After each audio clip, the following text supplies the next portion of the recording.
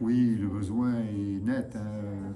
Permettre aux aidants, et on appelle les aidants eh bien, généralement la famille d'une personne âgée qui est en difficulté, qui a pu ses repères, ou la famille d'une personne porteur de handicap, donc qui généralement n'ont pas de répit. C'est jour et nuit à accompagner, à aider, à protéger la personne handicapée ou la personne âgée. Et donc on a pensé pouvoir mettre à disposition un lieu où la personne âgée, parfois un peu perdue dans ses repères, ou la personne porteur de handicap pourrait venir quelques fois dans la semaine, à vrai dire. Pour l'instant, c'est ouvert 3 demi-journées par semaine, où elles trouveront des accompagnements, des distractions, des jeux concernant la psychomotricité. Bref, elles seront encadrées. Et pendant ce temps, l'aidant, c'est-à-dire souvent les parents de l'enfant, le conjoint ou la conjointe de la personne âgée, pourront eh bien, être un peu libérés de tous ces soucis et agir à leur gré, hein, pour sortir, pour simplement aller s'aérer, peut-être aller faire une course, peut-être aller chez un médecin, etc., etc.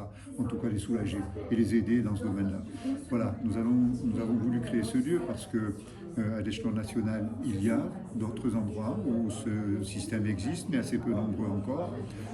Et c'est une réalité de plus en plus indispensable. Surtout lorsque, s'agissant d'enfants ou d'adolescents, ils sont laissés à la seule charge des parents parce que, par exemple, ils ne peuvent pas aller, malgré la loi d'inclusion dans la formation et dans l'école, ils ne peuvent pas aller à l'école faute d'accompagnement avec un auxiliaire de vie scolaire non mis en place par l'éducation nationale. Donc on est obligé d'aider et on veut aider et accompagner. Sinon, c'est un calvaire pour les aidants et c'est un drame pour les aider. Voilà. Donc, c'est une politique volontariste du CIAS et du CCAS. C'est ouvert au Martégot, au port de Bouquin. Le bouche à oreille fonctionne déjà. Les informations circulent. Il va falloir agrandir bientôt.